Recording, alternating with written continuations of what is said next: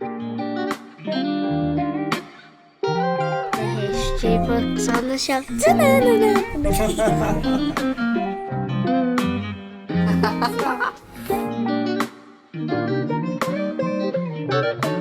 Questions, Auntie? No comments. You working for the police, you? I'm only messing. Now, I have a question. What counts as a film?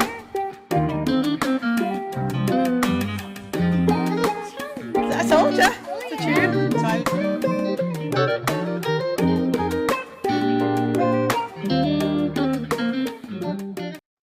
Today we're joined by Connor, the flycatcher, a professional MMA fighter from Kirkby, who's quickly making a name for himself in the sport. Connor fights in flyweight division and trains at the MMA Academy in Liverpool.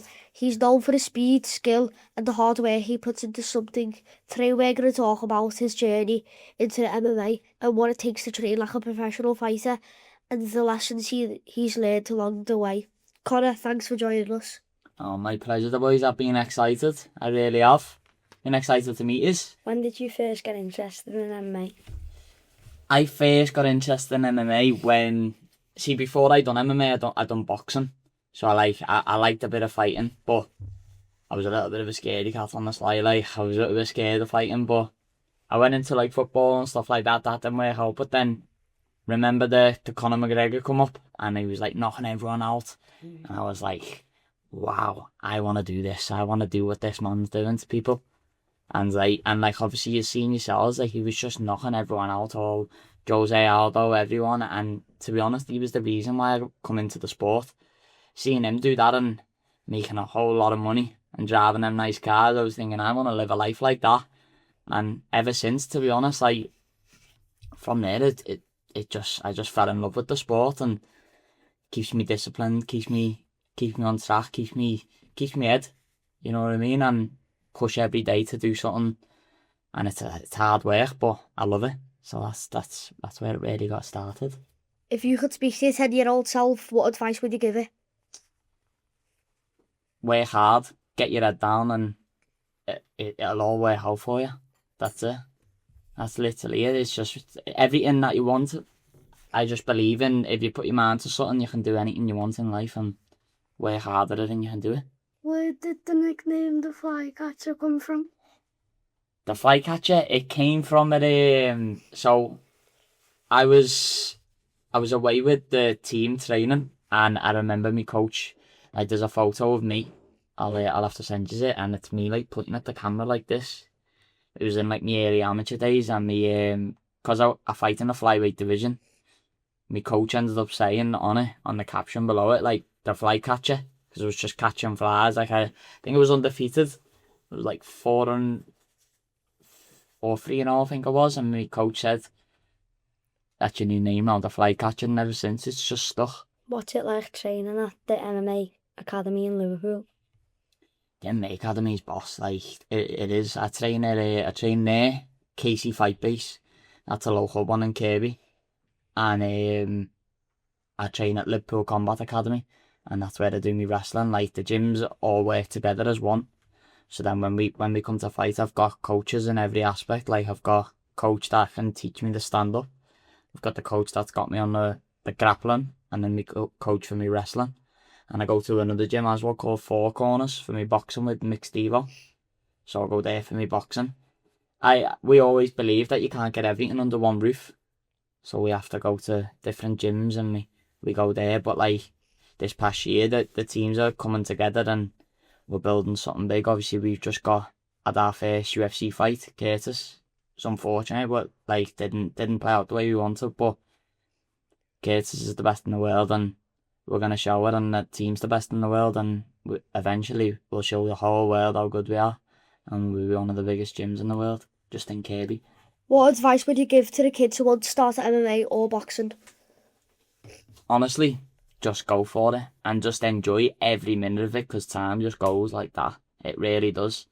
And it's the best thing that I ever done, and I'll advise any kid, anyone to just get into it, even at any age, whether you're older, you're a man, you're kids, I'll just get into it. It's the best thing. honestly. But if I was your age now, I'd get into it, because it's gonna be even bigger and bigger and bigger by the time you get there, and just keep learning. It's the best thing. It really is. Keeps you disciplined. Keeps your parents off your back as well. You're not going out all the time. If you had to learn another sport professionally, what would it be? I can't play football because I've got 2 left feet.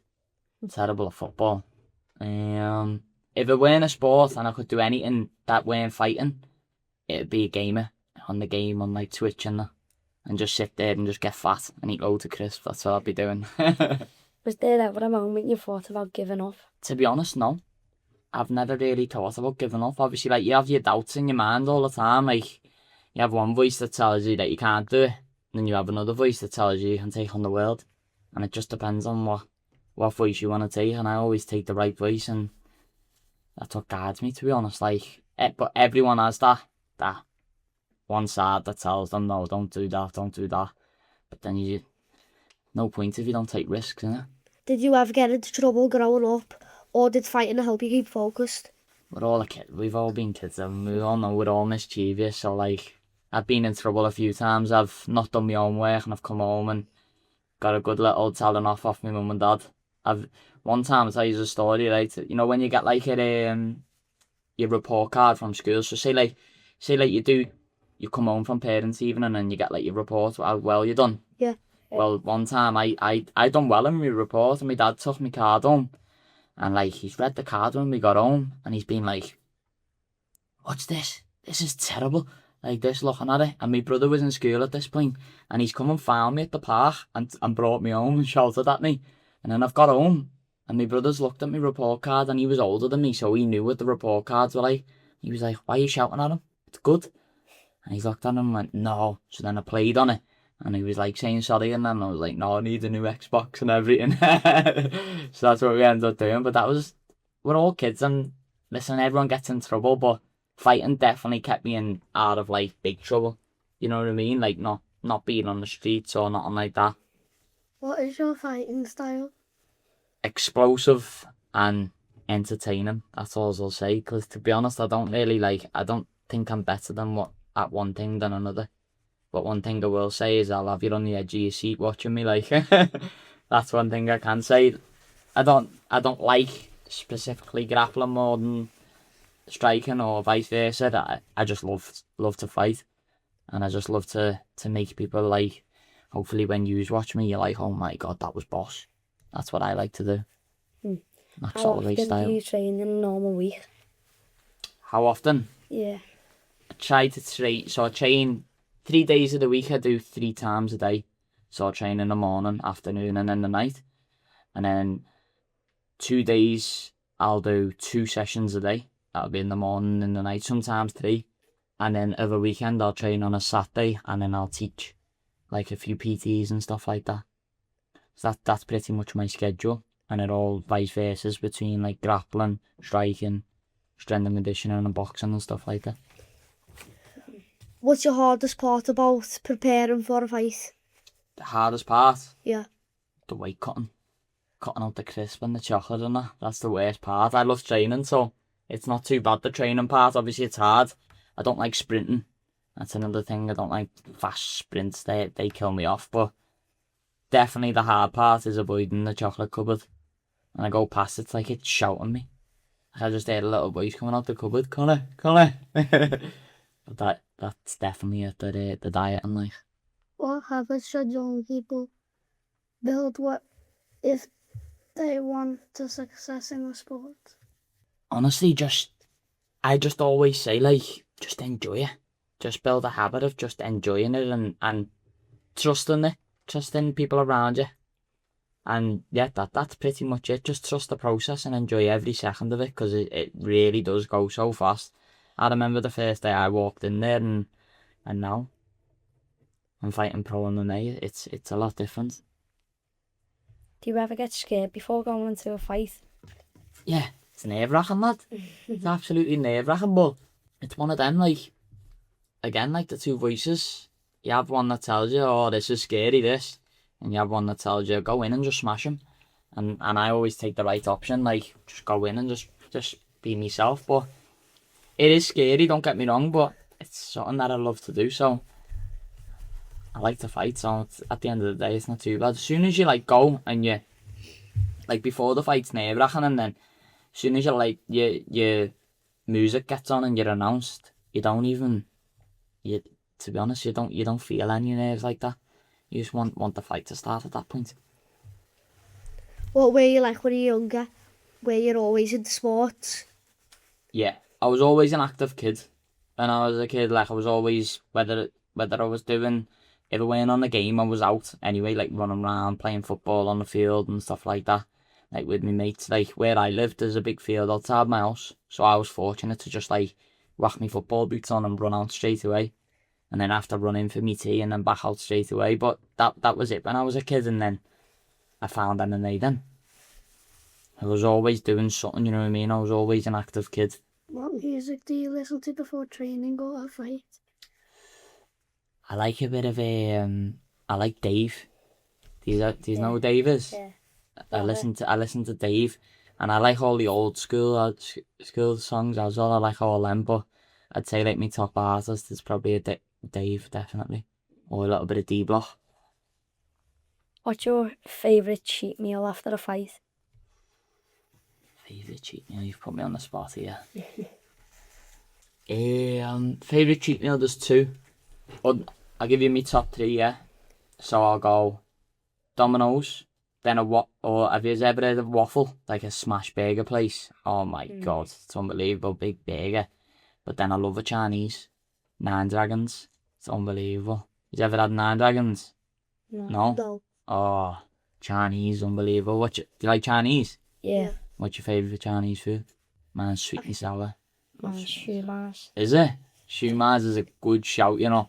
Mine's like, like the Chinese noodles with the chicken in. Like your chow mein, is it? Yeah. Yeah, they're nice, good choices. What's the biggest lesson MMA has taught you about in life? The biggest lesson MMA's taught me was, to be honest, just the change of like mentality. Like, before I done this, I didn't like think too much into mentality or manifestation or anything like that. And I really do believe if you put your mind to anything, you can be anything you want in life. You can do anything you want. Obviously, you can't be like a superhero, but you know what I mean? You can do anything you want in life. If you tell yourself that you want to do something, I believe you can do it, and it all just comes down to hard work. And that's what MMA's taught me. Like, anything you want in life, you can get, but you just need to work hard for it and get your head down. Was there ever a moment where you thought about giving up? No, to be honest. Like we said before about them two voices. Just get rid of that fella that tells you not to do it, and then you get the other one that says you can take on the world, and that's the one that you need to choose, innit? What keeps you motivated when it gets dead hard? Knowing that I want to be the best, because being the best, you're gonna have to work hard, innit? And hard work comes every day in the sport that we do, and I know if I work hard and keep working hard, I'm gonna prove to everyone what I already know, that I'm the best in the world. What's the best technique you've learned that helps you in fights? One specific technique that I learned that I learned it years ago, but I was drilling it like 2 weeks before the fight, was my spinning back kick. And I've we done like this thing because we noticed the guy that I was fighting, when I was switched stance, he opened up his hips, so like his body was open. And then like a spinning back kick. I don't know if you know what that is, but it's like a mad kick. That won me the fight, to be honest, so it's got to be that technique. What is the one message you want every kid listening to remember from your story? Honestly, just, like we were saying, then just put your head to something. Honestly, anything you can put your head to, you'll do in life. You really will, and it just comes down to just hard work. And don't let anyone tell you that you can't. No teachers, no nothing. You do whatever you want to do, you can go and do, and I really do believe that. Why is discipline important in both sport and life? Discipline's important because it teaches you like what you want in life. you need to be disciplined. Like, if you want something big in life, you're not going to just get it by being half on it and half not. You're either all in or all out. You know what I mean? Like, you can't be living half of the... Like me, from what I always think in my head is, like, I can't be halfway, like, half training hard and then coming home and going partying and stuff. Like, I never party. None of us do in the gym. We don't ever party or go out or do anything like that. Like, I feel like the discipline's taught me in the gym to stay in the gym because I want to be the best. And it's also taught me in life where it's like being disciplined kept me at home and stuff like that and not let me go out and stuff. So it's led me to this path where I'm training to be the best fighter in the world and I'm not just working a 9 to 5. I'm not just doing a normal job that I wouldn't want to be doing. Like, I wake up every day and I'm excited because I know it's what I want to do, and not many people get to live what they want to do. So I'm very fortunate for that, and I'm very thankful for it. But that's what discipline's taught me, is just like keep your head down and hard work. What do you think makes you different from other fighters? Makes me different to other fighters, I'd say definitely my work ethic. Like, I don't think no one works harder than us in the gym. No one. And I really do think down to like my mentality is I think I've grew a lot as a person like the past few years, and MMA's helped me with that because of the levels getting higher and my mentality needs to be higher. But I definitely think mentality and me discipline and hard work, that's what separates me from other fighters. Do you ever get nervous in front of like cameras like this? I did. I used to get really nervous. I used to like just stutter my words and everything. Still do now. Like, it's still hard for me to take in that people want to listen to me speak. You know what I mean? Like, it's weird, but you get on with it in the end. You really do. But I'm a bit used to it now than what I used to be. Were there people in your life who helped guide you in the right direction? Yeah. There was, obviously, got my family, like my mum, my dad, my brothers and stuff like that. They helped me guide out of fighting. Like, they didn't get too much involved in the fighting. It was they helped me guide in life, just in general itself, and teaching me right from wrong and stuff like that, which mum and dads do, don't they? And I'm very fortunate to have good parents, good family around me and good guidance throughout life. But also, not just that, I have like my gym. Like, the gym that I grew up with was KC Fight Base in Kirkby, and that was my original gym, and they were like parents to me. You know what I mean? Jay Campbell and Kyle Keane taught me a lot of life lessons, and I'm very fortunate to have met two people like them. Like, they're two important people in my life that I class as my family as well. And meeting them made me meet their like Jay Campbell's son, Curtis Campbell, who you know. And then I've met along the way Charlie Barmer as well, and we've grew up to be like three really good mates, and they've taught me a lot about life as well and taught me good habits, and Kyle showed us what not to do in life sometimes as well. But it's honestly, I'm so fortunate to have the people around me that I do, and especially now, like, I grew up with them, but now I've got like Lawrence Fitzpatrick, he's my head grappling coach. Him and Jason Tan, like, they've taught me a lot through life as well, not just in MMA. But yeah, I have a lot of mentors in my life, and I'm very, very, very, very fortunate to have people like that. What was your very first fight like, and were you nervous?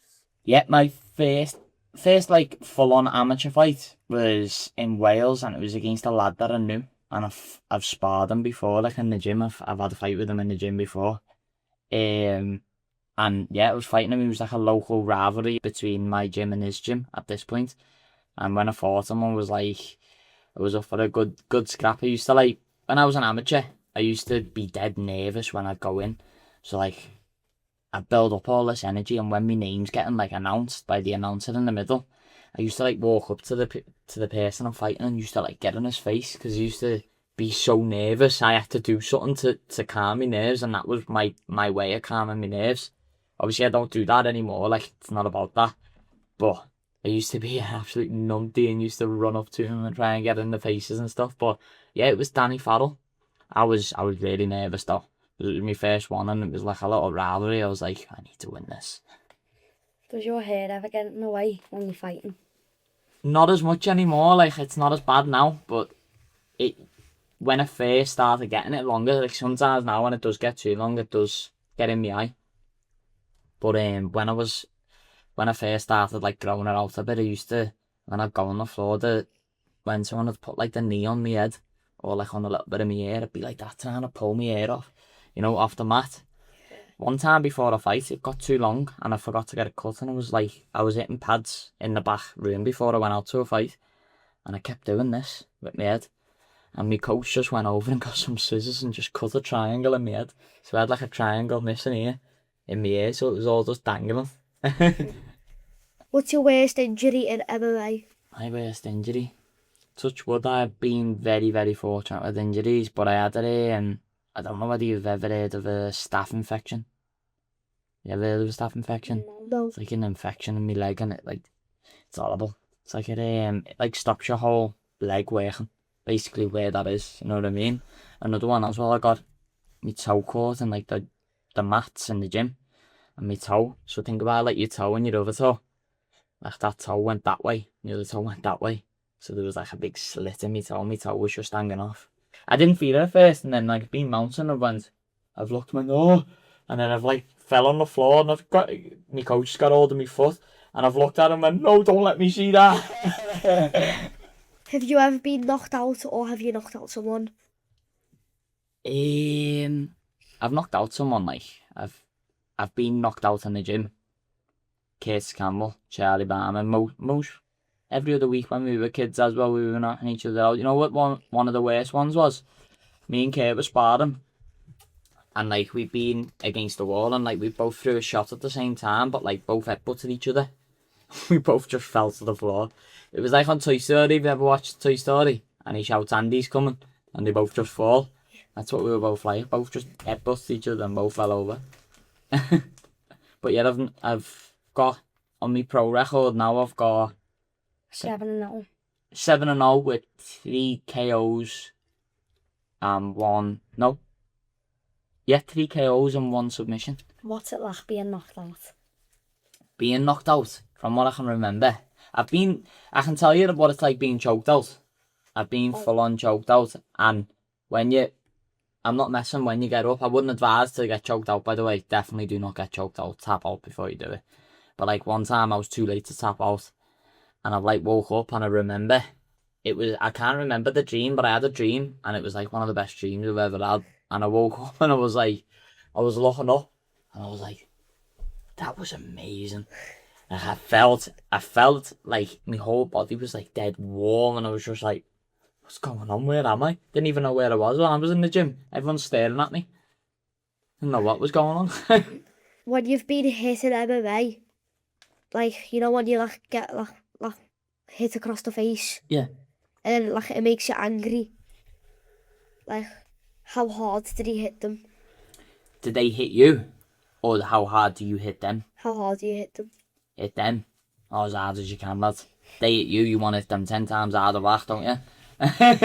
Nah, but like in fighting, like in sparring and stuff, it's different. Because you can't do that. Like you take a shot, you just gotta accept it. Like you gotta get on with it and learn from it. It's the same. It is the same in a fight though. Like if I was to get punched in a fight, and I get hit and I get hurt, and I just come out swinging at him, I'm gonna get hit again and again and again and again. Eventually, I'm gonna be asleep on the floor, aren't I?